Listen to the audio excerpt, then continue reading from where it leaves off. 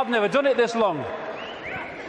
It's always been 3 times, now it's 4. It'll be 18 by the end of this decade, the way I'm going. What I want to do now is just look in this section at where we are now and how it plays out in this 5-sense reality. We've come down the levels, now plays out here. Manipulation of 5-sense reality. And what I call the coordinates. Because once we realize basic coordinates of where they want to take the world and the methods they use to take us there, suddenly what seems to be a bewildered world and what's going on, it just morphs into clarity. The question is, how do they do it? It's a good question because at first sight, how do a few control the many? Impossible, but it's not because of the way they've structured society. Just to very quickly recap, they want to lock humanity in the 5 senses so we don't perceive beyond it. We're locked in that prison. They have interbreeding bloodlines, computer terminals, I would call them, which play out this interdimensional conspiracy within visible light, what I call the Illuminati bloodlines. And they've set up a structure whereby the bloodlines who answer to the reptilian control system then control the governments, the people in power in all the various institutions. And crucial all the way through is to structure society. I mean, you can symbolize it as a spider's web or like this as a pyramid. The idea is to hoard advanced knowledge, the kind of stuff we've been hearing about today and more, in the upper levels of this structure, this pyramid within pyramid structure, compartmentalized pyramid, where the few at the top are the only ones that know how it all fits together. And they keep the general population in ignorance of what they know, therefore they have the power, so they can manipulate the perception of the masses by keeping them in ignorance. This is why the education system is not about educating, it's about programming. And they place their people in so-called power, what we are told is at the top of the pyramid of power, presidents, prime ministers, and all these people, in the upper echelons of the pyramid, but nowhere near the top. The real people in power are behind them, in the shadows, and these are the conduits, the presidents, the prime ministers, and all the rest of it, for bringing that agenda into the public arena as changes in laws and legislations and the structure of society. So they compartmentalize all these different pyramids within pyramids, so that in the end, the banking system is encompassed by a pyramid. I mean, a bank's a pyramid in itself, all hierarchical pyramids, but then the banking system is encompassed by a pyramid, and at the top of that are the same families, most notably the Rothschilds.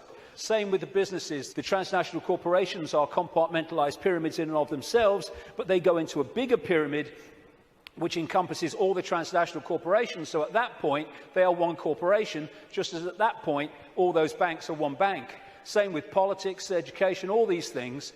And people in this part of the pyramid here, they go to work, they're not trying to manipulate anybody, they're not trying to create a fascist Orwellian agenda and global state. They just want to go about their careers, earn money, go on holiday, provide for their families. But they don't know how their apparently innocent contribution individually connects with other apparently innocent contributions around the system. When you connect them together, you see it's anything but an innocent direction that it's taking the world. And that's how they keep what's going on in the hands of the few. This is Neil Haig's representation of that. This is the general population, and these are the kind of dark-suit administrators of the system until you get up here to where the control system is. And most even here won't know that exists. Oh, I've just got this order from on high, I don't know where it's come from. Well, maybe we ought to bloody ask, instead of just doing it. And again, it can also be symbolized as the web, where these various strands, their secret societies, semi-secret organizations, which go out and connect all these apparently unconnected countries, institutions, media organizations, banks, etc.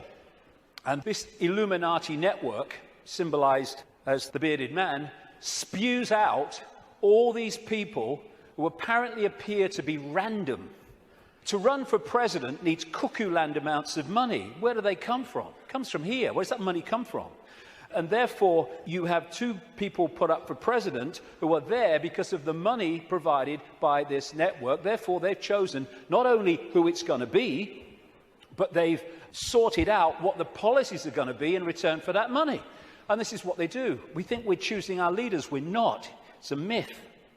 And so this structure that I showed you earlier comes into this, where these leaders are put into power to carry out the agenda of the control system, which is why when parties change, whatever they've said in opposition goes out the window and they start acting like the party in government previously that they were criticizing. The common denominator is whoever gets in power basically introduces the control system, and whoever's out of power opposes the control system verbally, which means that you have the illusion of choice when whoever's in power unfolds the agenda. So there is no choice. It's a myth. And they control these institutions and play the people off against each other, divide and rule, both within countries and between countries, keeping everything in a constant state of confusion and conflict. And that's the key. Manipulating confusion and conflict is child's play. Manipulating harmony, manipulating respect between each other is a nightmare. So they have to keep the world in constant states of conflict. Now, when you bring it down to an individual country, as we come down this structure, this is what you find in every country. You had in America, it's a wonderful example, but it plays out all over the world. During the Bush years, Republican, that administration was controlled by a group of people known as neocons, neoconservatives, including all these people like Richard Pearl and all the rest of it. And over here, you have what I call, anyway, the democons. This is a network of people. I put Kissinger in the democons because he's an advisor to Obama at the moment, but he spends most of his time with the neocons, Kissinger. He just goes with whoever's winning. And the democons are a group of people that control the democratic administrations. But the democons and the neocons are controlled by the same force once you get to here.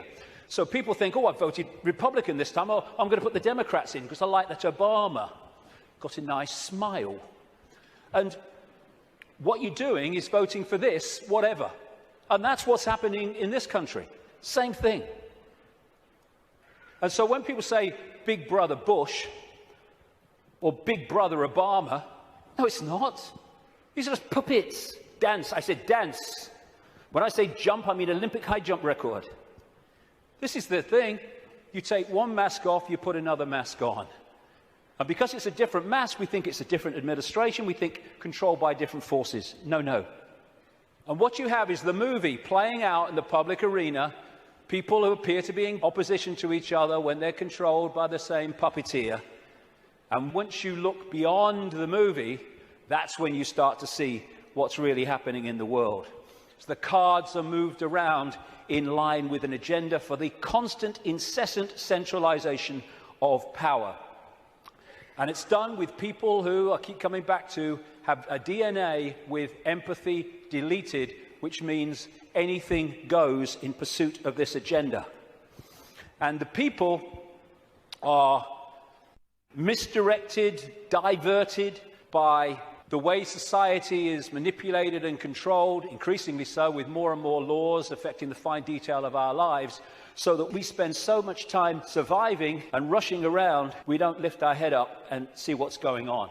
So puppet people are essential to the few controlling the world. And when we cease to be so, and it's happening more and more, then this will be over. Humans have been put into this round and round and round circular lifestyle where 1 week leads into another week and another week, just a repeating cycle of action and work and sleep and eat and work and sleep and eat for so many people. And this is the structure that they're moving towards. Why? Because when you're the few and you want to control the many, you have to centralize decision-making. The more diversity of decision-making there is, the less control any central point is going to have over it.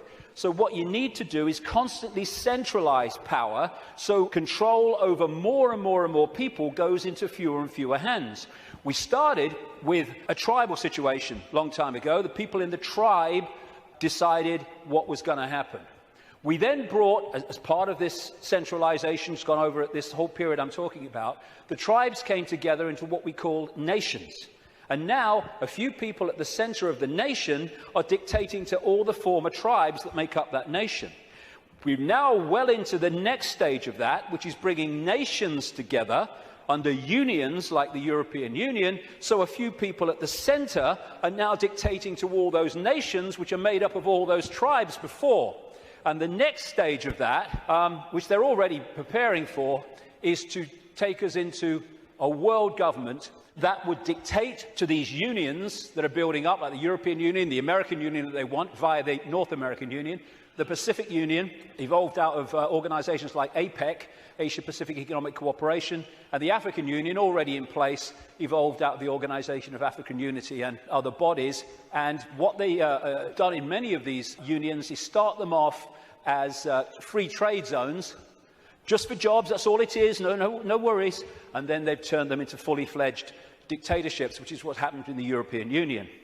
And the reason is that you've got to centralize power if you want to get more and more control in the hands of the few over more and more people. So, coordinates. Some of these things I'm going to talk about in this section are quite controversial, but they need bloody saying, so sod it. Methods of manipulation. Coordinates 2. How do they manipulate this? One of the coordinates, one of the methods of manipulation, a massively important one to understand, is one I've dubbed problem, reaction, solution, where you want to change society in a way that if you do it openly, you'll get resistance, massive resistance from the population. So what you do is you create a problem covertly, you blame someone or something else for it, you pass that fake version of the event through the unquestioning, pathetic mainstream media to the people, unquestioned overwhelmingly and certainly uninvestigated, and you want the people to react to the manufactured problem with outrage, with fear, and you want them to say, do something. What are they going to do about it? At which point you then offer solutions openly with changes in legislation and society and its structure to advance your agenda. And because of the problem, reaction, solution, you do not get the resistance here that you would have got without the manufactured problem. 9/11 is a bloody classic. Another way of describing this is ordo ab chaos, the Latin motto of the 33rd degree of Scottish Rite of Freemasonry, order out of chaos, problem, reaction, solution. Create the chaos, then offer the order, your change out of that chaos. So like I say, 9/11 was a wonderful, classic, most blatant example of it. You want to change society, so you create a massive problem. As a result of that problem, you offer the solution, all there, written and ready, the Patriot Act in America and around the world, their versions of it, to change society and to launch a war on terror and an invasion of countries like Afghanistan and, by implication, Iraq. This is Zbigniew Brzezinski, President Jimmy Carter's National Security Advisor and a major mentor going back to the 1980s of Barack Obama. This is what he said in 1997 in his book. Moreover, as America becomes an increasingly multicultural society, it may find it more difficult to fashion a consensus on foreign policy issues, except in the circumstances of a truly massive and widely perceived direct external threat.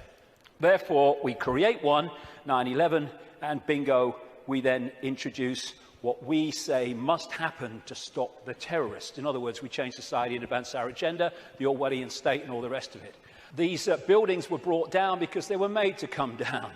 And similar buildings around the world that burnt for longer and were much more fierce never came down. And these are the only buildings of their kind who've ever come down because allegedly of fire. The official story of 9/11 has just left the room. And I've gone into that in great detail before. I'm just using it as an example of problem, reaction, solution. But when through the web you control the intelligence agencies, you control the governments, you control the media, you control countries, and you control the manipulation of fake terrorists like Osama bin Laden, then you've got all the pieces you need to orchestrate the problem, reaction, solution, and to then use this to change society in the image that you have desired. And this is a classic. Adolf Hitler proposing the creation of the Gestapo in Nazi Germany. An evil exists that threatens every man, woman and child of this great nation. We must take steps to ensure our domestic security and protect our homeland. Or actually, word for word, what was said after 9/11. The Second World War, problem, reaction, solution. This is why it is no paradox, no coincidence or contradiction that the same people can be shown to have funded the Nazis, that funded the Americans and funded the British, overwhelmingly based around the cartel of the Rothschilds. They created Nazi fascism, they created Soviet communism and the capitalist world. They brought them together in conflict, the second conflict in a very short time, and afterwards the world was exhausted mentally, physically, emotionally. Something must be done. This can't go on. What are they going to do about it? Gotcha. Because of all this conflict, all this war, it's terrible. Terrible. What we're going to do is we're going to centralize power with the United Nations, European Union, which was justified in many ways by let's stop European countries fighting among themselves because we'll trade. Well, they stopped fighting among themselves because they stopped orchestrating it. That's why the Bretton Woods Agreement with the World Bank and all that stuff all came in as a result of the Second World War. Then there's another version, which I now call no problem reaction solution. This is when you don't need a real problem, you just need the public perception of a problem, i.e. weapons of mass destruction in Iraq, i.e. human-caused climate change. And then you can offer a solution to a problem that doesn't actually exist, but if enough people think it does, well, you got them. Totalitarian tiptoe, as I call it, goes in conjunction with problem reaction solution. This is real simple. You start at A, you know you're going to Z, but you know if you go in a big leap, the change is going to be so big and so quick that people are going to go, what's happening? What's happening? Turn that television show off. What's happening? And so you go in steps, as big as you can get away with, but not so big that you get too much of a reaction. And as this quite rightly said, you really think it would be this obvious. Well, it's becoming that obvious now as we move along, but up to this point it hasn't been, unless you looked for it. The European Union was turned from a free trade zone, nothing to worry about, just for jobs, into what it is now, a centralized dictatorship, through the totalitarian tiptoe. And here is the founding father of the EU, as they call him, Jean Monnet, a Rothschild frontman. Europe's nations should be guided towards the superstate without their people understanding what is happening. This can be accomplished by successive steps, each disguised as having economic purpose, but which will eventually and irreversibly lead to federation. And the word fascism, which comes from this symbol, the fasci, from the Roman Empire, is individuality tied together and ruled by the accent. The central point, European Union, precisely described. Globalization, which is the constant centralization of power, which is more and more power in the hands of fewer and fewer over more and more people.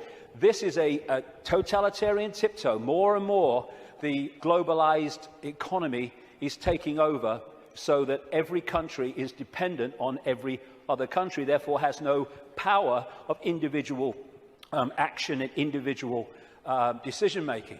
Free trade, which means freedom to exploit, which means you can get sweatshop workers here to make your stuff for a few cents, and then you ship it over here and you sell it for as much as you can get. It's called free trade. If everyone's in favor of free trade, you can't be against free trade. This is also part of this globalized centralization of power, which is designed to do this, and it increasingly is doing this. It means that if you're dependent within your country or your community on things outside of your influence, then everyone is dependent on everyone else, therefore has no self-sufficient ability to make decisions in their own lives and their own communities and their own countries. And the reason that they want to do this is they want to make everyone dependent on something outside their control, because dependency equals control. It's like abundance and scarcity. We live in a world which could be incredibly abundant. Nobody should be hungry on this planet, for goodness sake. Africa could feed the bloody world. It can't even feed itself. Why? Because of the manipulation of that continent by this crowd.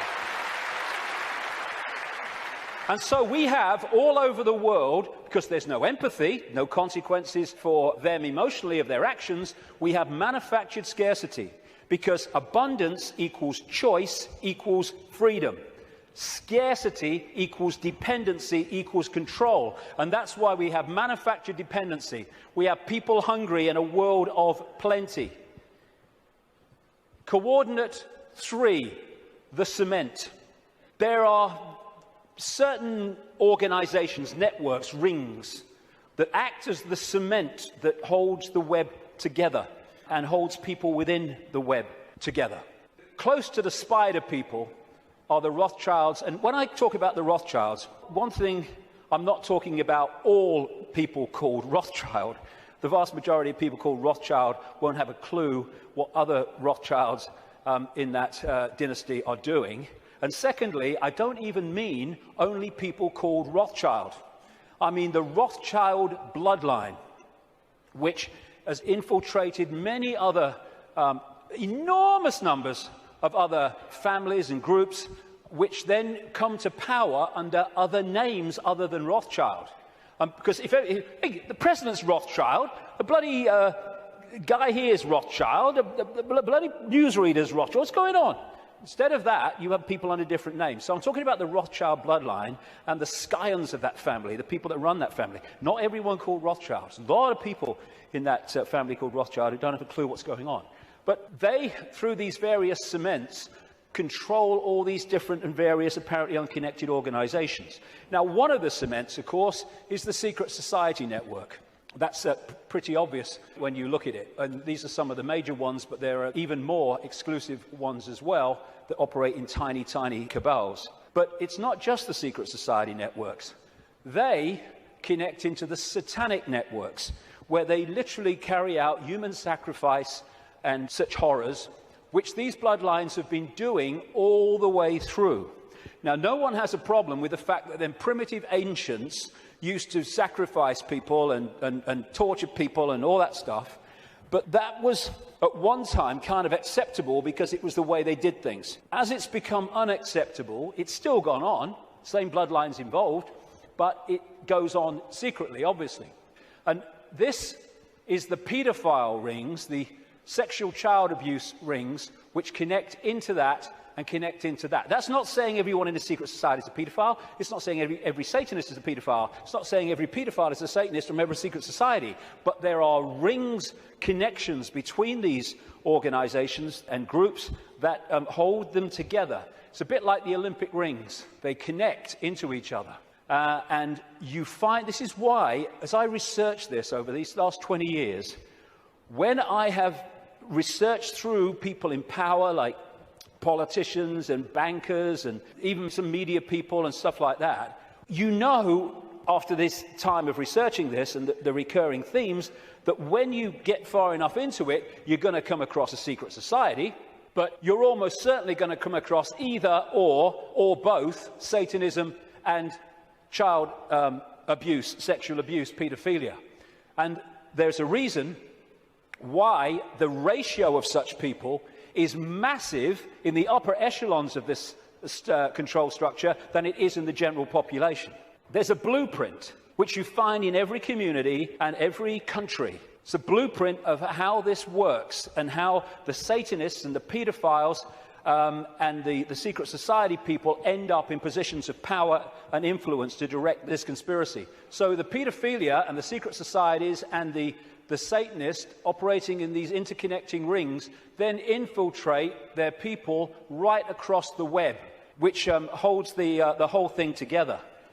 Now, Satanism is staggeringly common compared with the public perception of it. And there's a number of reasons for it. First of all, they're sacrificing people literally to the gods, the serpent gods.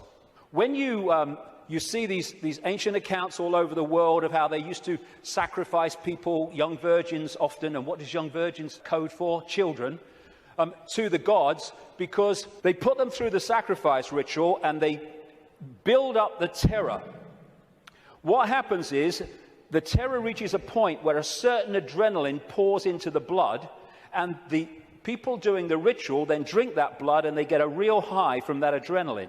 But as the sacrifice is going on, the victim is also releasing energy, very powerful, low vibrational energy, and the entities, or entity, whatever it is, just outside of visible light is feeding off that energy. They're feeding off us like vampires in so many ways, and that's one of them, and one of the reasons for these sacrifices of people to the gods. The other thing is that and I've talked to Satanists who've seen this happen, or former Satanists around the world, they create an energetic environment which is almost a stepping stone, like halfway house, which allows these entities to come in to the ritual. I've talked to people who've seen these entities manifest in the rituals because of the way they have created the energetic environment. Anyone who's looked even mildly at this whole conspiracy in this area will know about Bohemian Grove in Northern California, where the elite, the presidents, the Bushes, the Kissingers, the Rockefellers, all these people go and take part in rituals under a 40-foot stone owl. And from what I am told by people who've been there in a victim state, they, in smaller groups, because it's 2,700 acres of redwood forest, actually do sacrifices there too. And all these people are involved with their satanic gods and all the rest of it. But it happens all over the world, and it happens in a sequence on certain days. You know, we've got a situation with Halloween where it's now like bloody Christmas. If people only knew what happens on Halloween, what happens across Beltane, May Day and all that stuff, to kids all over the world, in extraordinary numbers, there would be no celebration of Halloween. And what they're doing on one level, because they're interacting with the cycles, the astrological cycles, is why they do it at certain times when the planets, the moon probably, and everything is in a certain place, is they're manipulating what they refer to as the morphic field, the energy that we all live in. Like I said earlier, if you want to affect the fish all at once, then affect the sea. And in the new book, in an appendix at the end, I published this. I call it Confessions of a Satanist. It came to light early this year, and it is alleged to be, I can't vouch for its authenticity. What I can say is, after 20 years of researching this, it's bloody massively accurate. And it's supposed to be a guy who died in 2004. He was a high Satanist in Australia, who wasn't really a confession in the sense of I want to confess my sins. It was just basically an outline of how Satanism controls the world. And this is one of the things he says in that. What most people do not realize is that Satanism is a ritually based practice, and that this repetition, same place, same time, has over time left strong impressions upon the morphic field. They have to control the morphic field so that we stay in a low vibrational state, so we stay attached to that moon matrix I'm talking about. And of course, as I was saying, we are interacting with this field all the time, and taking in energy into the meridian system from it, and therefore it is affecting us. And as I mentioned earlier, I'm saying that this is part of the process of suppressing that field also, which is why they stuck them on vortex points. Now let's take this connection from Satanism, blood drinking, taking in the human genetic code to stay here longer, which is what some of these reptilians do, and the pedophilia. What's it all about? It's about energy. It's about vampiring the energy of children. The reason that we have sacrifice to the gods of young virgins, children, is because they want the energy of children before puberty, because when puberty happens, obviously we all know, there is a chemical change, massive chemical change, at which point, from their point of view, the energy is not as pure and desirable. This is what John Juan Matus said in one of the Carlos Castaneda books. He's being quoted here by Castaneda. Matus is the he. He explained that sorcerers saw infant human beings as strange luminous balls of energy, covered from the top to the bottom with a glowing coat, something like a coat of plastic adjusted tightly around the cocoon of energy. He said that glowing coat of awareness was what the predators consumed, and that when a human reached adulthood, all that was left of that fringe awareness was a narrow fringe that went from the ground to the top of the toes. That fringe permitted mankind to keep on living, but only barely. And that's, although the pedophiles won't realize that, although the elite ones will, is what the pedophilia is all about, and why it is so rampant in the upper echelons of this control system. Because while the pedophile is sexually abusing the child, symbolically here, it is connecting into the energy field of the child. This is why they have anal sex with children so much, even girls. It's because they're connecting in to the lower chakra, the base chakra, and they're drawing that energy out, or the possessing entity is drawing it out and feeding off it. This is why pedophiles tend to be overwhelmingly possessed people, because the possessing entity drives the lust for sex with children, and then when it happens, they draw the energy off it, drawing the child's life force out. And politicians in this control system, again, this is why paedophilia is rampant among the political classes. This is what the Satanist confession said as well, that Australian guy. Politicians are introduced by a carefully graded set of criteria and situations that enable them to accept that their victims, children, will be our little secret. Young children sexually molested and physically abused by politicians worldwide are quickly used as sacrifices. In Australia, the bodies are hardly ever discovered, for Australia is still a wilderness. In countries that are not a wilderness, they control the mortuaries and the crematoria where they get rid of children who they want rid of because of what's happened. And it is rampant. I keep using that word, but it is. People don't realize. What happens is people think or relate the number of children that go missing every year to the number of times we see a story on the news that a child is missing and everyone's trying to find them. That is the tiniest, tiniest tip of the iceberg. Hundreds of thousands of children go missing in America every year. I've rung the states, because they don't have federal figures, tell you how many cars went missing federally, but not children. They said, you've got to ring the states. I rung a load of states years ago now. I said, how many children go missing every year? How many children went missing last year? And I added the figures up. What? Never seen this on the news, hundreds of thousands. Some of them are found, some of them have explanations. Not all, nothing like. And what happens is that you have the cover-up. There are so many stories where the story of this Satanism and this child abuse starts to come to light, and immediately the lid goes on because the system controls the various aspects that can keep the lid on. This is just one example. There's endless numbers around the world. The Franklin cover-up. It was an investigation by this guy, John W. DeCamp, who was former state senator in Nebraska, and he started investigating this guy, Lawrence King, a major Republican who sang the American national anthem in 1984 and 1988, I think it was, at the Republican convention. And he was investigating him for financial fraud through an organization called the Franklin Savings and Loans. But then he discovered that he's running a pedophile ring and providing children for the biggest names in America. And he wrote this book, The Franklin Cover-Up, Child Abuse, Satanism, again, they go together all the time, and murder in Nebraska. And what happened?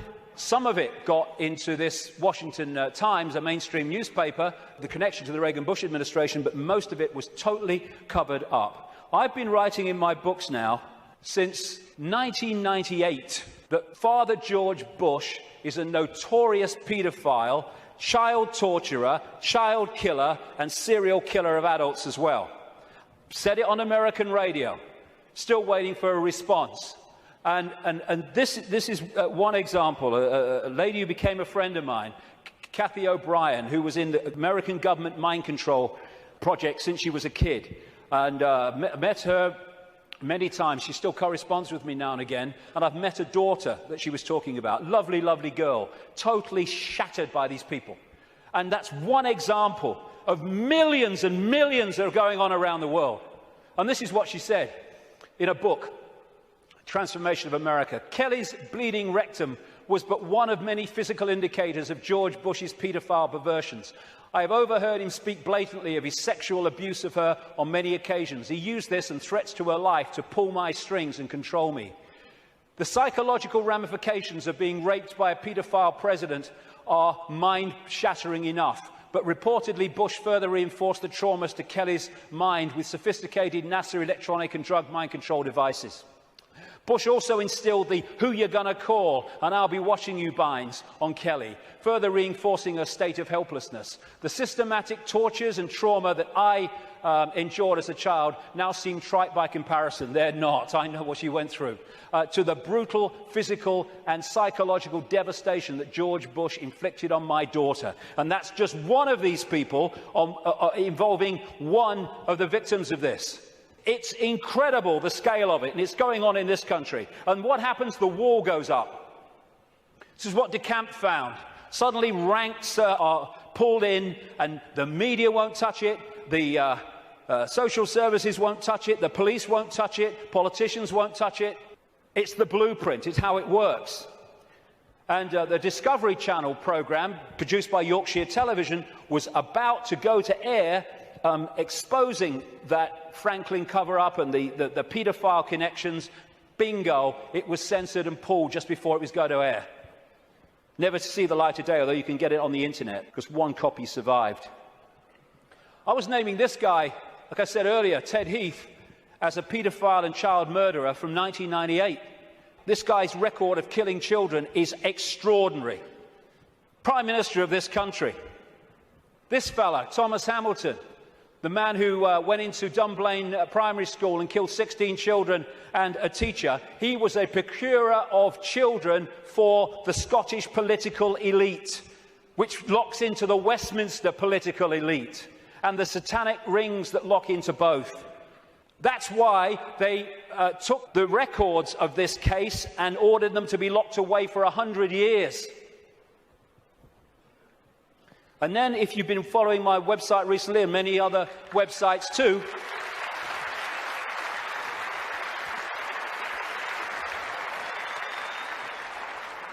here you have the classic blueprint again. Everywhere you go, same blueprint. This girl, Holly Gregg, Down syndrome girl, her mother, Anne, and Robert Greene, a fantastic guy who's been helping them and committed so much of himself to this. When she started, Holly started saying what had happened to her, being raped and abused by the Scottish elite, suddenly the wall went up again. And Robert was arrested. He's been treated appallingly by the police, the Grampian police in Scotland. Grampian area of Scotland, by the way, notorious for Satanism. And he's now basically been told what he can't say, and he can't name people and all the rest of it. And he's the case is ongoing. The media won't touch it, though maybe that might be changing, we hope. The Scottish law network or establishment will not investigate it. The police won't investigate it properly. Anne's brother, Holly's uncle, was blatantly murdered when he had seen Holly's father abusing her, and therefore had the ability to tell the truth and tell the story. He ended up murdered, and a cover story of suicide. When you see the story, suicide, are you kidding, was put together by the Grampian police. And Robert Greene is a man who, if there were more of his like in this world, then this world would be a very much better place.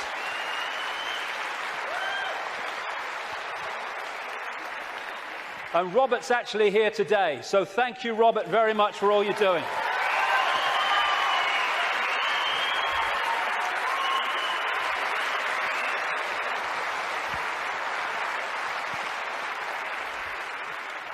This is how they create the wall. You have again the pyramid system. Social services is a pyramid, a hierarchical pyramid. The police is, lawyers are, judges are, politicians are, the media are, all of it. The medical side, the doctors, the coroner's offices, they're all part of these structures. And up here, they all eventually fuse into the same group, the same ring of people, controlling force. And what they do is they put in these pyramids people in the positions of power who are in the ring, or in the club. You do not have to control everybody in social services to stop investigations or to enforce investigations to take children away for no good reason. You just have to control the level of social services that makes those decisions. And of course, once you're in a position in these pyramids where you are hiring and firing, what you do is you hire people of like mind, and after a period of time, then a lot of these people are in these organizations at different levels. You don't have to control every policeman. There's so many genuine policemen in this world, but they don't get into the positions of power overwhelmingly. The Geese guys do. And therefore they dictate whether something's investigated or not, or whether someone is targeted to pin them with a charge that is completely unjustifiable. Same with the media. You control that. We're not covering that story. Politicians, oh no, I'm not talking about that. I'm not investigating that. Oh no. This is how it's done. This is David Berkowitz, the son of Sam, multiple killer in New York, who from prison after he was convicted said that he did it, yes, but he was part of a satanic ring that was with him. And he said this, quite rightly: Satanists are peculiar people. They aren't ignorant peasants or semi-literate natives. Rather, their ranks are filled with doctors, lawyers, businessmen, and basically highly responsible citizens. They are not a careless group who are apt to make mistakes, but they are secretive and bonded together, the cement, by a common need and desire to mete out havoc on society. It was Aleister Crowley who said, "I want blasphemy, murder, rape, revolution, anything bad." And now we're having, around the world, not least in this country, but America too and other countries, we're having the state stealing our children on the most extraordinary scale, with the most extraordinary excuses. There was one lady who came to light, not many do compared with the ones that are going on, because of the secret family courts where this stuff goes on in secret and can't be reported. And they say, oh, it's to protect the children. No! It's to protect the paedophiles and the Satanists. That's what the secrecy is for.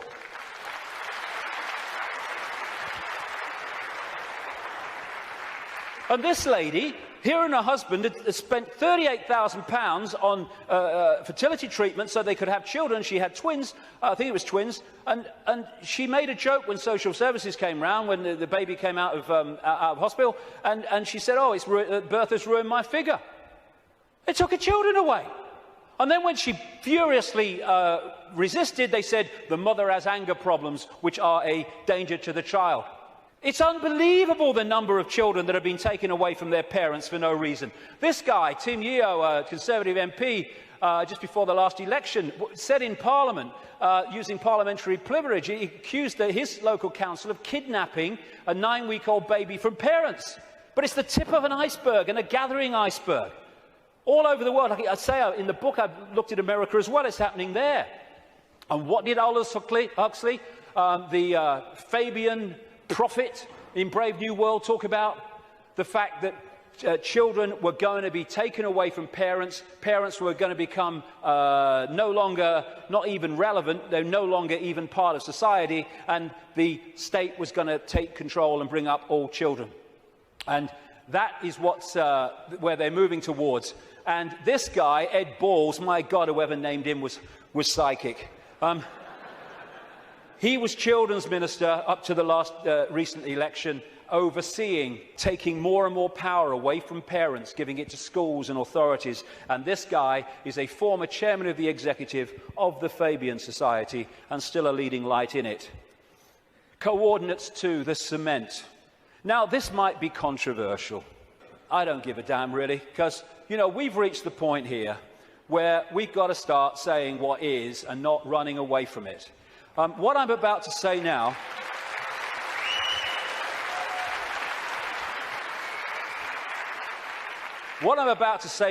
virtually no one else, there are some, and some that, some of them are characters I don't really would like to spend an evening with, to be honest, and some are. But most people, the overwhelming majority of people in what we call conspiracy research, won't touch this subject, right? Well, I'm going to bloody touch it because I'm sick of it. And I'm sick of people being frightened and intimidated into not touching it. Thank you.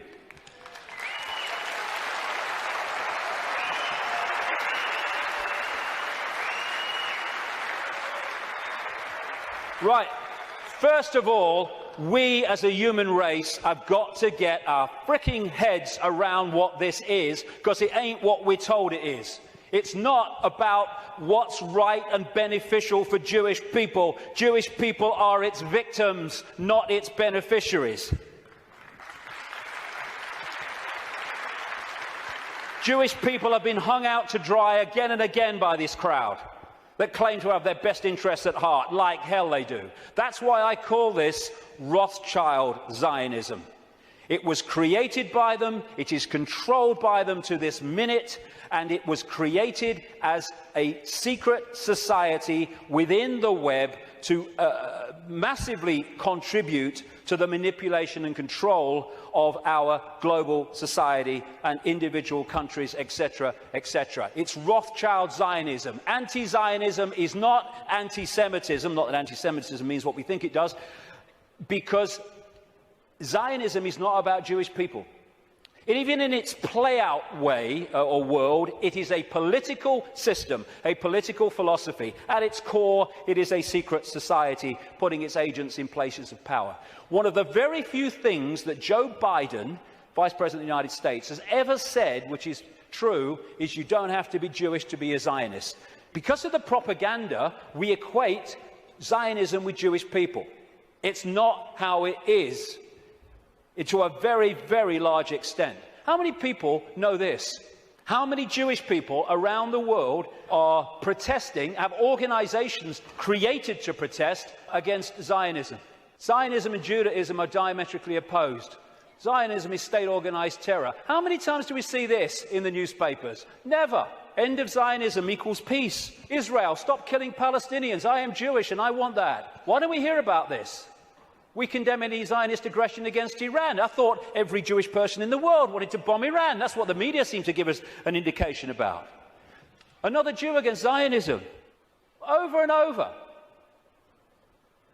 Zionist spokesmen do not represent world Jewry. How many people... I thought Ahmadinejad of Iran is supposed to be the great demon of all Jewish people. Look at it.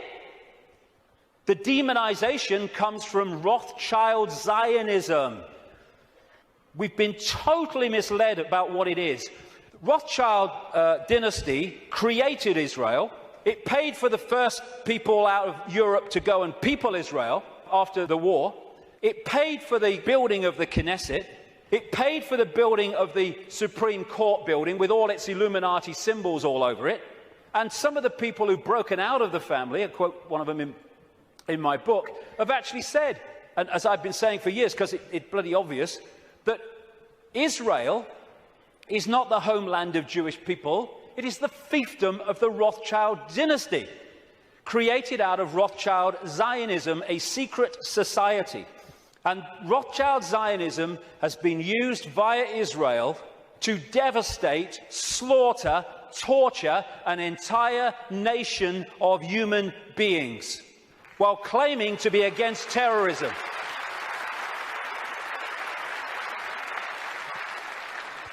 This is the dictionary definition of genocide: the systematic and widespread extermination or attempted extermination of an entire national, racial, religious or ethnic group. Never can what is happening in Palestine and Gaza have been described so accurately.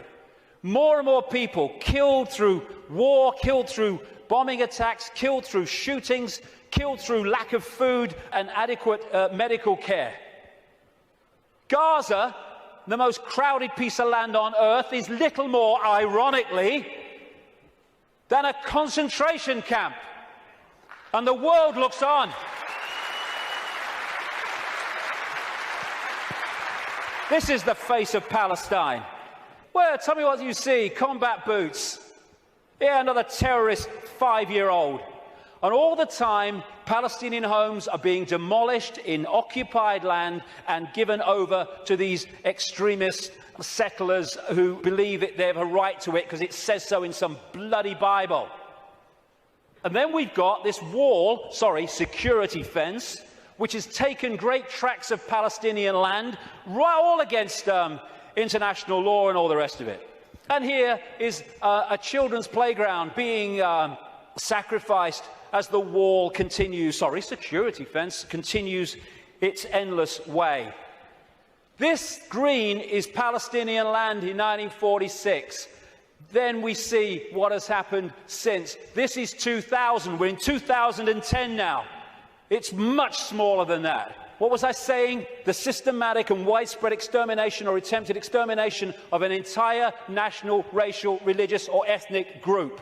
And I say to these Rothschild Zionists, don't you bloody dare talk about racism of others when you are behind this.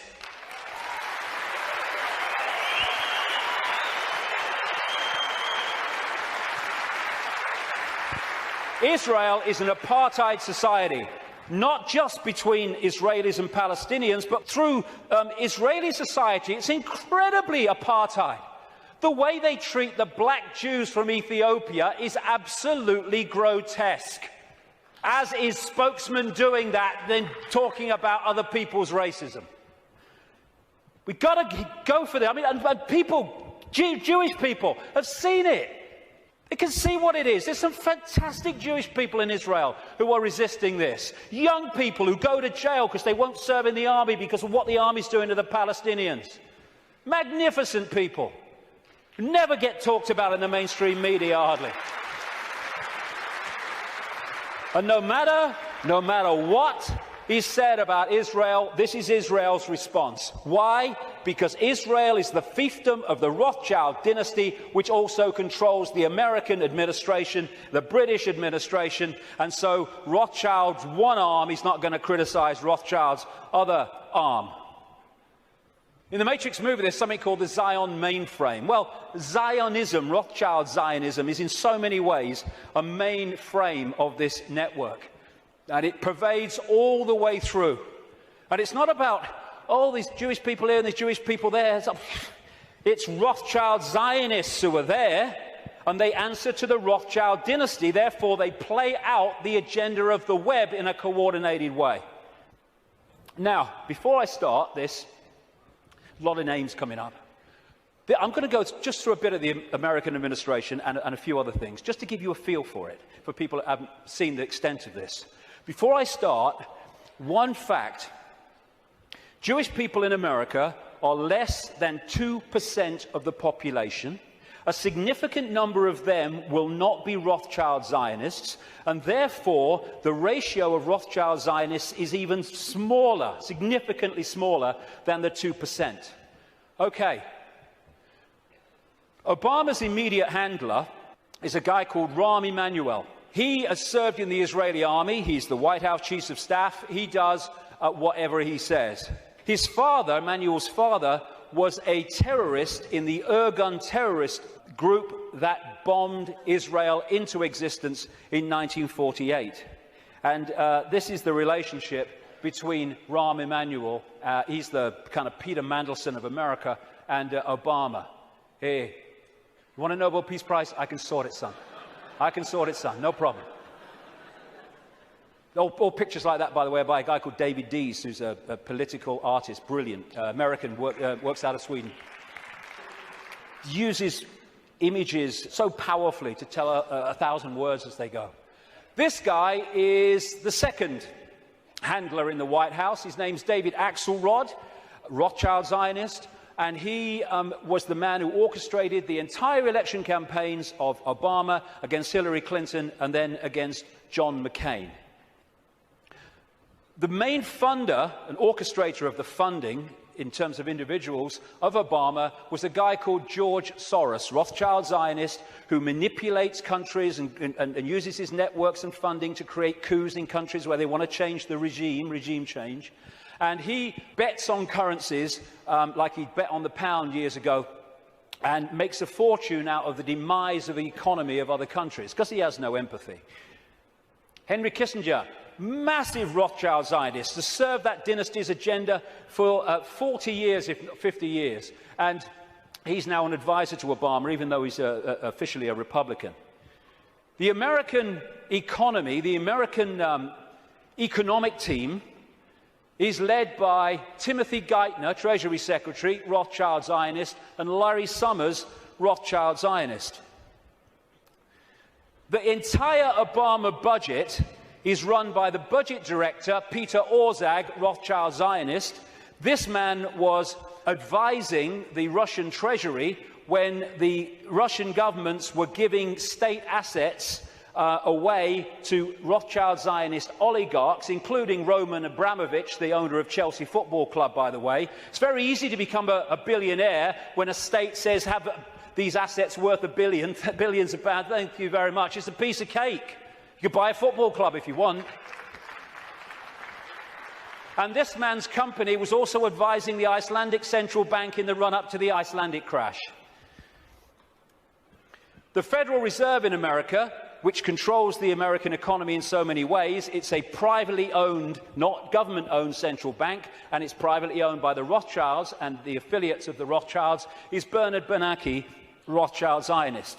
He replaced Alan Greenspan, Rothschild Zionist, who was head of the Federal Reserve from Reagan Bush right up into the Boy Bush administration, and he systematically took away the checks and balances which allowed the mayhem of 2008 to unfold.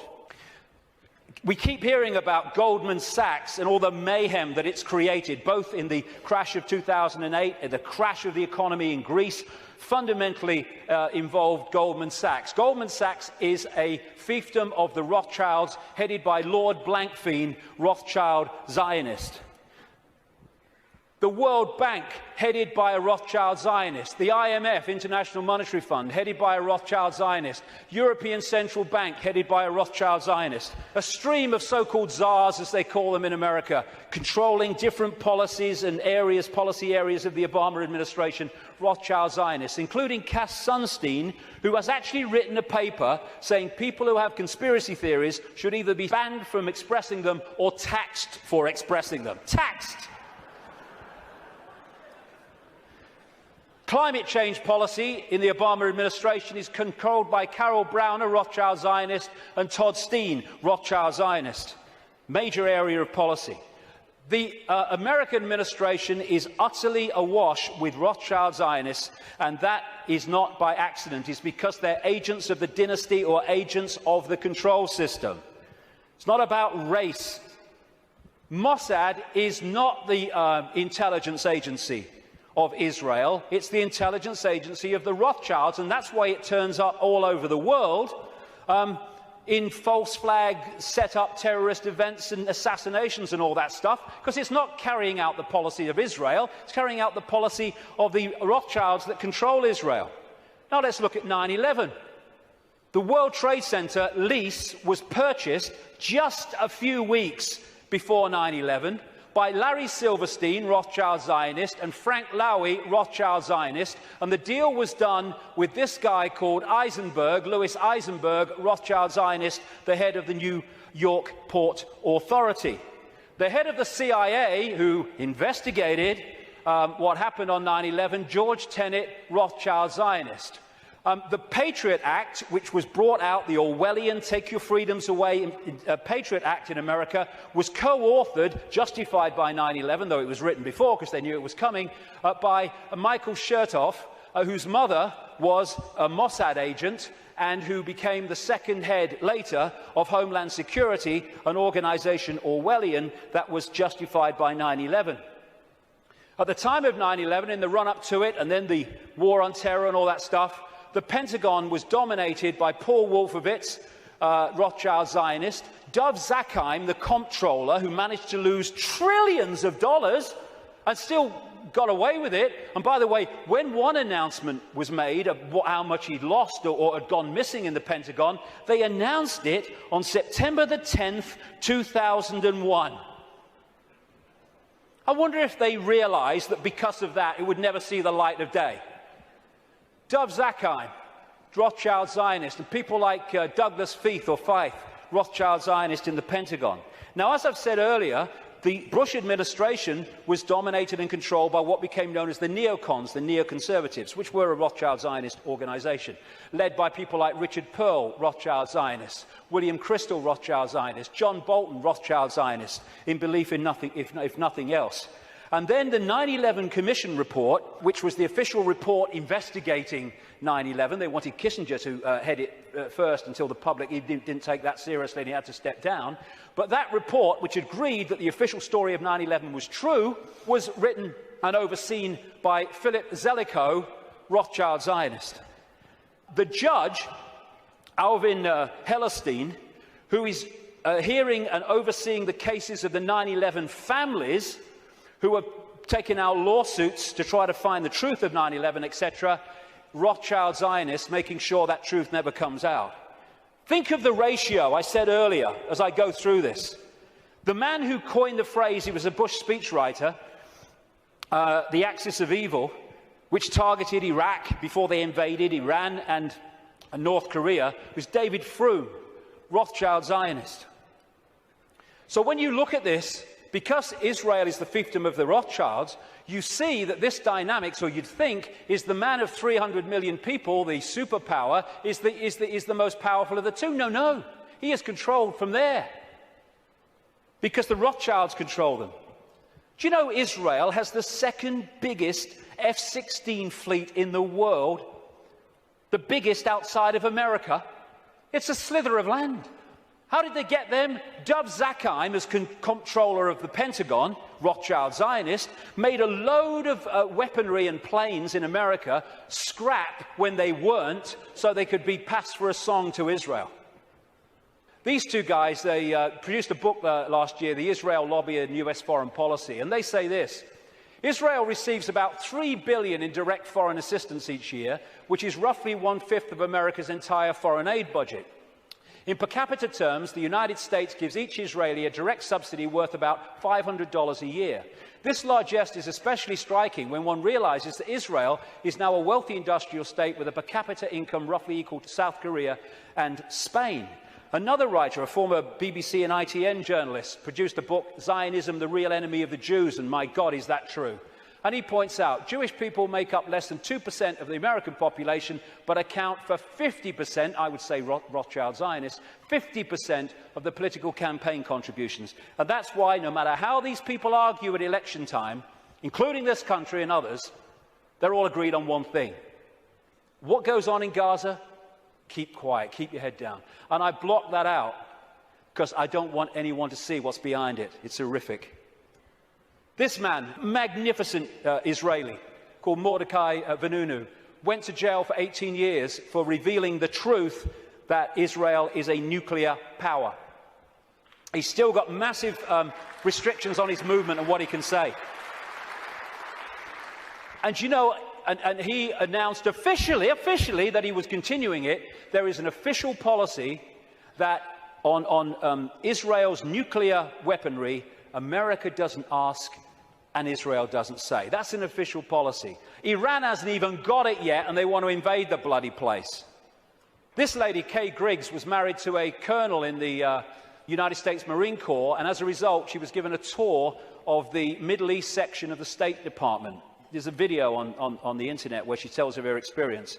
And what she says is, everywhere she went was Zionists. Everywhere she went was Zionist literature, in room after room in this department. And eventually she said to one of them, "Where's the Palestinians?" And they're looking after them. And she said, one of them said, "We look after that." Palestinians have got no bloody chance. It's a stitch-up. The main lobby group in America is called APEC, America-Israel Public Affairs Committee, which sounds like an official, but it's a lobby group. It's headed by a guy called Lee Rosenberg, who is a very close friend of him and comes from the same political cesspit that we call Chicago. So when this question is asked, Americans, do you dare to say Israeli terrorism? No, no, because of the way it's controlled, like I say. The Rothschild Zionists control the media and Hollywood. Don't take my word for it. Los Angeles Times columnist Joel Steen, Rothschild Zionist, wrote an article proclaiming that Americans who don't think Jews, I would say Rothschild Zionists, control Hollywood, are just plain dumb. I had to scour the trades to come up with 6 Gentiles in high positions at entertainment companies, but lo and behold, even one of that 6, AMC President Charles Collier, turns out to be a Jew. As a proud Jew, I want America to know of our accomplishment. Yes, we control Hollywood. Leading Israeli paper columnist said, the Jews, Rothschild Zionists I would say again, the Jews do control the American media. This is very clear, and claiming otherwise is an insult to common knowledge. And what do the media do? They keep the truth from us and keep us diverted from what's really going on. It's an elephant in the bloody living room, and people are terrified of going there because they're terrified of being called racist and anti-Semitic and all that. They'll call you anti-Semitic. I don't give a shit. I don't give a shit.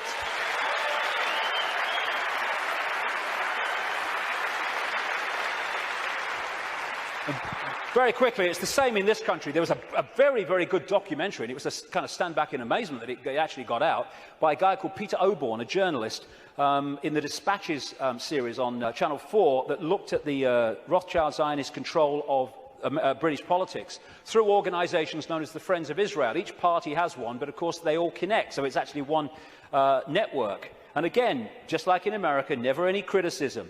The British government, under Tony Blair and much of it under Gordon Brown to the end, was controlled by Peter Mandelson, Rothschild Zionist. Note the hands. Rothschild Zionist. He even flaunts it, this guy. Goes on holiday with them. In all the papers with this leading light of the family Jacob Rothschild. So many Rothschild Zionists end up in government here, like the possible leader of the Labour Party, David Miliband. Foreign Secretary before the election, Ed Miliband, head of climate change and environment, and this guy, Jack Straw, who's been in so many of the major offices since Blair came to power in 1997. The new Prime Minister of Britain, David Cameron, Rothschild Zionist. This guy, Tony Blair, was completely controlled by them, as Bush was, which is why they moved as one unit to do what the Rothschilds wanted, which was to invade Iraq and Afghanistan. And to shut people up, the Rothschilds have created organisations like the Anti-Defamation League. They haven't sent me a bloody Christmas card for years, these people. I don't want to upset them or what. But I'm speaking in New York in October. That could be funny. Anyway, they set these organisations up to target those people who are saying the sort of things that I'm saying. The idea is to throw you're a racist at people, so to shut them up or to discredit them. Like I say, I don't give a shit. You throw it, son, and I'll hit the bugger back. Thank you very much. As a result, when you criticise Israel, you are promoted as criticising Jewish people and therefore being racist. This is how it works. And I have to say, the robot radicals on the so-called left of politics are played like a violin by these people. They go out on their protest, you're an anti-Semite. Okay, come in and listen to what I'm going to say. No, they never bloody do.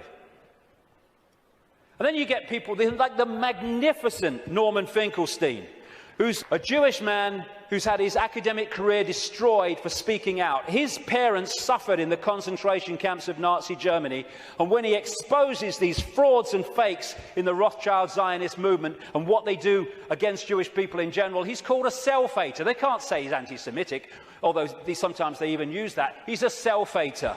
No, he's a decent man doing decent things. You want to try it?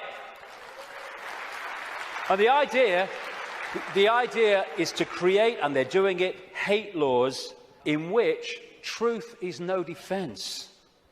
Even though what you say is true, it's no defense. If people are upset by it, then too bad, you've broken the hate laws. They're now targeting the internet, which has been so magnificent in communicating this information. And who's doing that? In America, J. Rockefeller, Rothschild Zionist. In this country, up to the last election, he rushed through a bill to this effect just before the election, Peter Mandelson, Rothschild Zionist. And just this week, Obama has nominated this lady, Eleanor Kagan, the Solicitor General, to go onto the Supreme Court.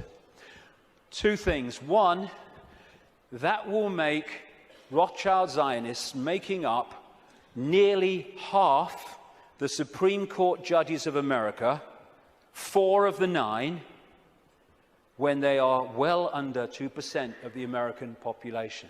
And she is vehemently in favour of laws banning freedom of speech in association with her mate, tax the conspiracy theorist Sunstein.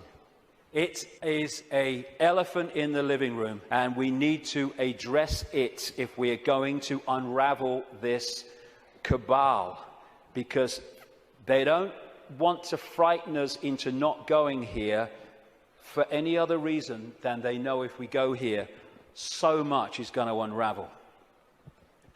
Home straight to tyranny. They think they're on the home straight to tyranny, wishful thinking.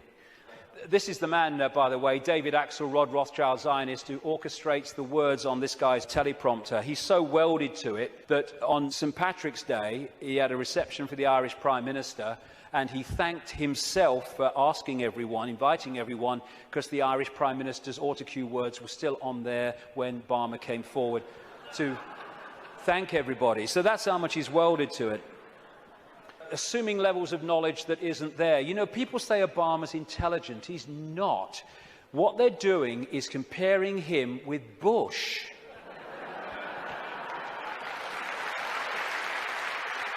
And slow horses look fast when they're running past trees.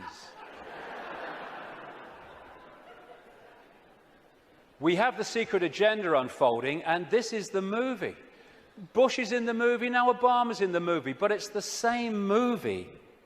And he's just there to change and Pied Piper the people, although his honeymoon period was encouragingly short. He's another Tony Blair. Will you lie first, Tony, or shall I? Oh, after you, Barack. Tony Blair. If there's ever a half-truth in a Blair speech, it's a typing error. The big change man, biggest contributors came from Wall Street, Goldman Sachs. His background is full of sleazy businessmen like Tony Rezko, who went to prison for fraud, who was a major funder of his political career. Why? Because he's one of the gang. Controlled by Soros, controlled by Brzezinski. Brzezinski's interesting. Brzezinski has been, like I say, his mentor since the 1980s. And this is what Brzezinski said in a book in 1970. The technotronic era, that which we're in now, involves the gradual appearance of a more controlled society. Such a society would be dominated by an elite unrestrained by traditional values. Soon it will be possible to assert almost continuous surveillance on every citizen to maintain up-to-date complete files containing even the most personal information about the citizen. These files will be subject to instantaneous retrieval by the authorities. This is the man who massively is behind Mr. Change, and he was also the co-founder, co-creator of an organization called the Trilateral Commission, which locks into this network, which I've been writing about for years, a network around a secret society in Britain called the Round Table, including the Bilderberg Group, the Club of Rome, their environmental manipulation arm, and the Trilateral Commission as well. And interestingly, this is very relevant to current events. In his books and his statements, Brzezinski, who's very much, like I say, running the foreign policy of Obama with people like Kissinger, he talks about an area of the world called Eurasia, which is basically from Europe across to China. Now, this is the most significant part of Eurasia on this map. What Brzezinski says, control Eurasia, you control the world, not least because of the massive oil and gas reserves around the Caspian Sea. So we're in a process of the cabal wanting to take over Eurasia, and particularly this area. Now look, the number of countries that have been invaded, had regime change, or are now currently being targeted. First of all, the Ukraine. They use things to get the people going, like a colour revolution or a flower revolution. So this was the Orange Revolution. It was funded and orchestrated by the networks of George Soros, and it put their man in there. They had the Rose Revolution in Georgia, where they put their guy in there. They tried to get a green revolution after the last election in Iran, but it didn't stick. They have Iraq, they've taken that over. If they take Syria, then they're all the way through to Israel. They're in Afghanistan. They're now undermining Pakistan and bombing Pakistan more and more. In Kyrgyzstan, we had the Tulip Revolution. We just had another one recently, putting their people into power. We've had the terrorism starting to unfold in India, and they are targeting these areas because they not only want to take it over, they want to trigger a war involving China and Russia, the Third World War that their documents have talked about for a long time. And they're ticking them off. And if you take that map of Eurasia and keep it in your pocket, you'll tick them off as the news stories unfold. Oh, a revolution here. Oh, a coup here. And what they're doing, it's not America doing this. It's not America doing this. This is the cabal doing this through America. The idea is to destroy America, to use America to destroy America. Why? Because when you want a world government dictatorship, you cannot have any superpowers that have the military and financial might to say no to what you're saying must happen. because the world government intends to have a world army, a world central bank, and a world currency eventually. And they'll manipulate the financial situation to bring that about, or try to. So what they need to do to take the superpower America out is they need to destroy it militarily, and they need to destroy it financially. And that's what they're doing. They're using it on their foreign excursions, and they're undermining its economy to destroy America. And it is going down the pan so fast. And this guy is being used as the front man. Nice smile. Oh, he's a nice man. That's what's really happening. Behind the smile. Just hand it on. It wasn't change. There we go. Here's the ball. Make sure you keep the drugs running in Afghanistan, you know. Drop some my way. And what we saw was a presidential problem reaction solution. Bush was brought in to create problems, financial problems, overseas wars problems, and this guy was brought in as the solution to the problems. And as Adolf Hitler said, the great masses of the people will more easily fall victims to the big lie than the small one. So, I am someone to believe in. Hope, which is always in the future, never in the now. And so it never actually comes to fruition, but we can hope it does. And then you had change you can believe in. And none of these trite phrases like change were ever described in detail about what they actually meant. And what they created was a massive mind control coup on vast tracts of American people, because they made Obama a blank screen, an empty suit on which people could project what they felt hope and change was, their version of it, onto him. And once he became president, of course, everything was changed. Make the lie big, make it simple, keep saying it, and eventually they will believe it. I love you, you love me, I will get you stuff for free. Oh, yay, Obama, you're such a star. I love this one. The wolf found that shepherd's clothing worked better. The peace president, first thing he did was agree the bombing of Pakistan. Same guy, all this going on with this spent uranium, depleted uranium. What does he do? Continues the bombing, increases the troops. Fraud, another puppet. Golden rule, big time. Ignore the words and watch the actions, because they're never the same. And just to show you nothing's changed, there we go. Good old Bono. Nothing's changed, we're fine. So, we have this projected agenda, and we're now at the point where they're trying to introduce finally that structure. World government, world central bank, world army, a world currency eventually, and alongside it, of course, the Orwellian state that I've been writing about for the best part of 20 years, and increasingly so many others have too over the years, and it's unfolding as daily experience. More and more control. Now, number plate imagery, where they can follow people all over the country. This stuff called Speed Spike, where they can follow cars and their speeds from satellite wherever they go over vast distances. Then they've got this stuff they're bringing in, problem reaction solution, because some puppet stooge kid set his pants on fire, and now we must have this stuff. You know, I don't care about them seeing my body, serves them right, but it's going to bathe us all in bloody radiation. And of course, people who do care about their body being seen, it's going to, again, break them down. This is what it's about. It's a psychological warfare on the people.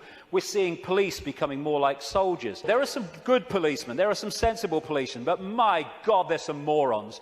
And they're giving them tasers as well. Bloody hell. 55,000 volts. And what is that about? People say, oh, it's terrible. It's bad for them, isn't it, that these people are dying from being hit by the taser? No, it's what they want. Because when people die of being hit by the taser, that means anything you say, officer, I'll do. It's what they want. It's part of the control system. And the sound to clear, peaceful protest, the microchip agenda goes on. One hospital now is replacing written tags on babies with barcoded ones. In the papers this week, it's all on the road. They now have barcodes that actually you can't see. The real ones, they would be there, but you wouldn't see them. Then there's the assault on the body computer to destabilize our ability to maximize our potential and get out there to higher levels of consciousness. That's what, in part, this is about. The chemtrails that crisscross the skies all over the world. All the chemical cocktails in food and drink. targeting children most of all. And this is an interesting thing. It's talking about problem, reaction, solution. The symptoms of the E numbers in sweets and food and everything, in terms of childhood behavior problems, mirror the alleged symptoms of attention deficit disorder. Mirror them. Why? Because they're causing them. And so what they do is have this shite.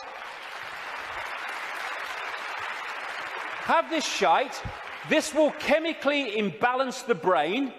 It will create behavior problems and attention problems, and then we'll give you fricking Ritalin to dose you in mind-changing drugs to meet the problem that we are causing here.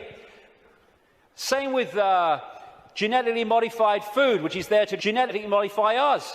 This is why they're more and more targeting organic farmers around the world and people growing their own food to overcome the chemical shite. This is why they're targeting small farmers so the great conglomerations can move in, like Monsanto and others. This is why they have this Codex Alimentarius, which was created by Nazis like Fritz Tamir, who came up with the work makes free sign across the entrance to Auschwitz. Him and some of his fellow Nazis who went to jail after Nuremberg. He was released well ahead of the end of his sentence because his mate intervened, called Nelson Rockefeller, 4 times mayor of New York. And they created these Nazis, Codex Alimentarius in the 60s, means code, food book or food code, and now they're trying to impose global regulations which in effect will stop us getting the doses of food supplements and vitamins that make any difference, and also hand control over to the pharmaceutical cartel for it. Same with the attempt to get us vaccinated with all this shite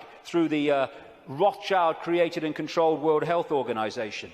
And because of the web, this centre point can control the Monsantos, the food producers, the food standards agencies, which are supposed to oversee those people, the drug companies, the Food and Drug Administration in America is supposed to oversee them. They can orchestrate all of the stuff that I've just described and listed because of this web.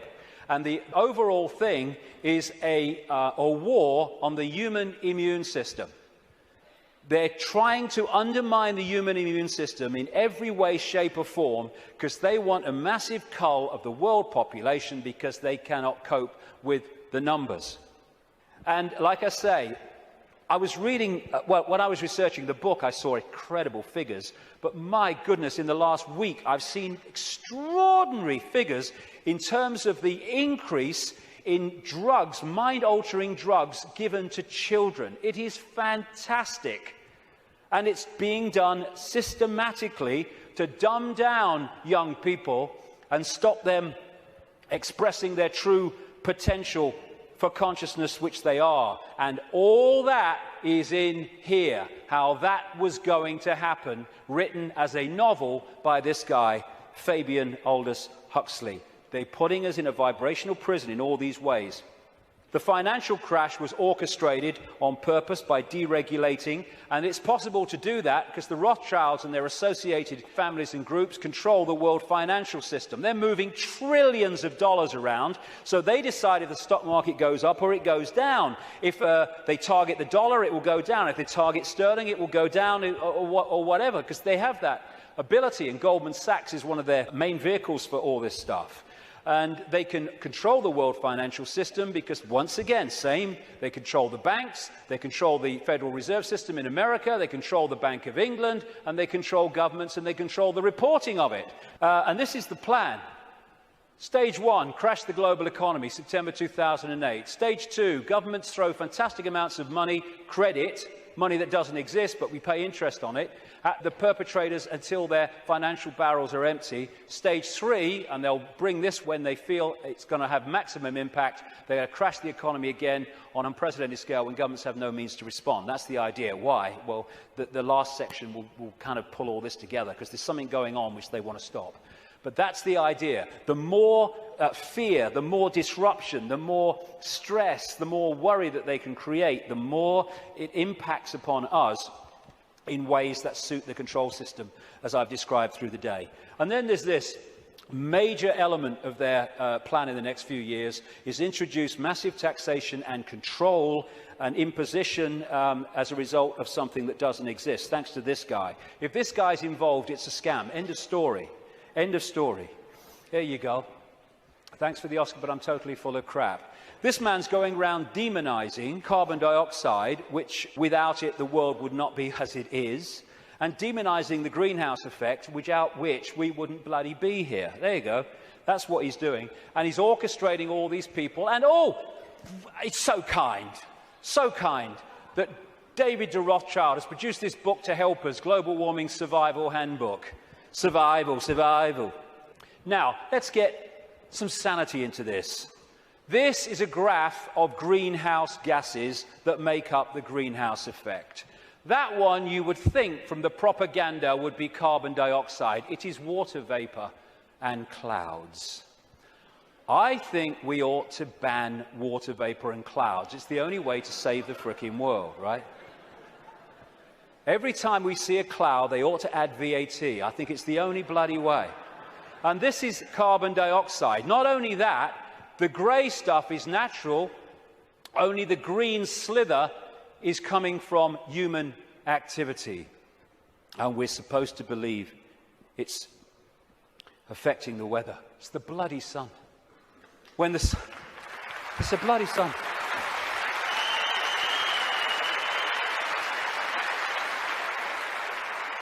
When the sun is in an active phase, it gets warmer. When it's in a non-active phase, it gets cooler, which is why over the last 10, 11 years, when the sun's been in a non-active phase, it's got cooler year on year. And one of these groups in this network with Brzezinski's Trilateral Commission is the Club of Rome. It was created in the 60s to orchestrate the use of the environment to push the agenda. Aurelio Pecci, the founder of the Club of Rome, quoted it in their own publication in 1991.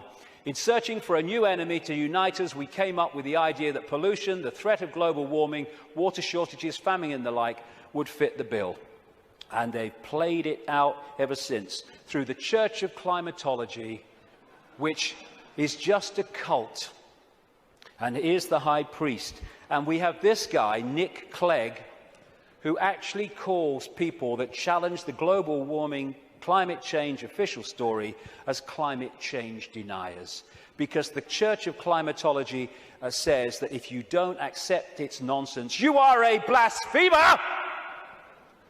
And they equate you with Holocaust deniers. That's what that line is supposed to do. And we're still pushing along. We've had Climate Gate, we've had Glacier Gate, we've had Amazon Gate, we've had Polar Bear Gate, Rising Sea Levels Gate, where all these things that were supposed to be happening have found to be not happening and have been lied about and manufactured. And we've even had Cowgate. Yes, ladies and gentlemen, I bring you glad tidings and great news. These clowns have now admitted that bovine flatulence is not a threat to human existence as we know it. I can't tell you how happy I am. The BBC, through gritted teeth, has had to admit on its website, but not on its television station, that temperatures have been falling. And yet, no matter, the Green Team goes in, Gore's team is taken on by Obama. They go around programming children about fear of the future, the Green Police to impose checks on your houses without your permission, and just to show it's a scam, there we go. How's that? Good stuff. Again, I keep coming back to this, the suppression vibrationally of this energy field and the human energy field.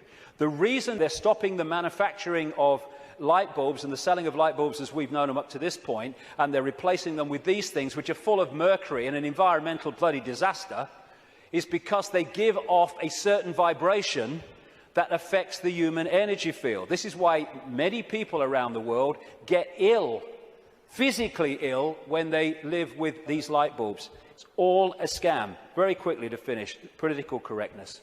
This is not about protecting minorities. It's about stopping people speaking their truth and having freedom of speech. That's what it's about. It's about creating what Orwell called newspeak, where the language replaces old speak, words that have meaning and detail and you can express yourself, with newspeak, which actually says nothing. has no ability to express detail because of the way it works. The only language in the world whose vocabulary gets smaller every year, Orwell said. And as he pointed out quite rightly, on the conscious level, we think in words. And so the more you reduce the words, and all this tech stuff, you are, and all this stuff, the way we're changing the language and reducing it dramatically is taking out, over a periods, the ability to even think in detail. As one person said, how can you talk about freedom and how we must have freedom if there's no word left that really means freedom? And in 1984, of course, Newspeak didn't have a word meaning freedom. This is what political correctness is about, shutting people up so no one can say anything. You mustn't upset anybody. Well, it upsets me. You've upset me by saying I can't upset anybody. If I can't upset anybody, I can't say anything. It don't matter what you bloody say, you'll upset somebody. And then we have health and safety. Again, it's to create a situation where people can't move. I went into a Pizza Hut on the Isle of Wight. I'm not proud of it. I was hungry. And I asked for a cup of coffee. And they said they couldn't make me a cup of coffee because the coffee machine was broken. I said, can't you, true story, I said, can't you put the kettle on? They said, no, we can't use a kettle because of health and safety. It's a bloody cafe. Do not hold the wrong end of a chainsaw. Oh, thanks for that, mate. I might have made a mistake there. And what all this is brilliantly portrayed here by Neil Haig. All these things, taxation, you can't do this, you can't do that, don't say that, health and safety, political correctness, oh, watch what you're thinking, oh, watch what you say, oh, my God, is to tie us like flies in the spider's web so we can't move. We've got people worrying now about, is me wheelie bin out on the wrong day? Is it a few inches too near the curb? And you know something, and this is important. These people are taking the piss, and I'll tell you why. They are throwing this crap at us, and if they don't meet significant resistance, they go, okay, we'll throw even more crap.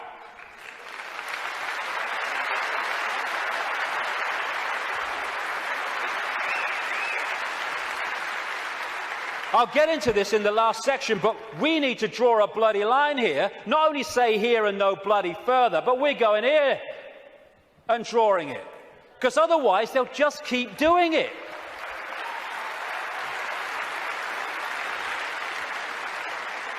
And this is the key to all of this that I'm talking about.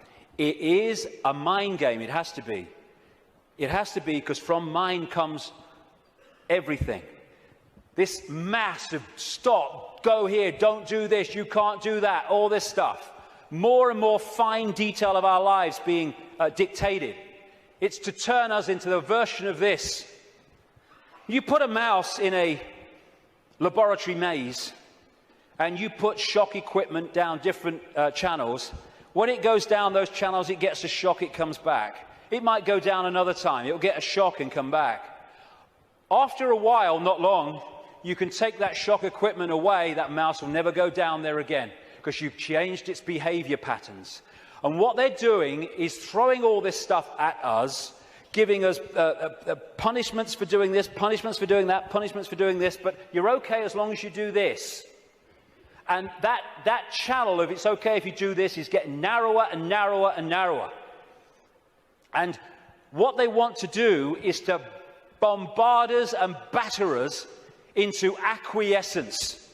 So we become subservient totally to the system. Never challenge it. Just stay in this narrow band of robotic computer terminal perception. To turn this into this. A bar-coded computer terminal, unquestioning, acquiescent robot. And they've done it before in smaller groups. This is China. This is waiting for work in the factory in China. And China is in so many ways a blueprint of the global society they want. 1.5 billion people in China. They're controlled by a relative handful because the 1.5 billion are acquiescent and therefore they cannot use their numbers to overturn the dictatorship of the few because they're programmed not to. The rabbit hole goes very deep, even deeper than I've got to now. The journey continues. But it's to control perception and get us to believe we have no power. We bloody do. To get us to believe that we should just follow the one in front, because that's what everyone else does. Like bloody hell we will. And in 10 minutes I'll come back and let's look at what we can do. Thank you very much.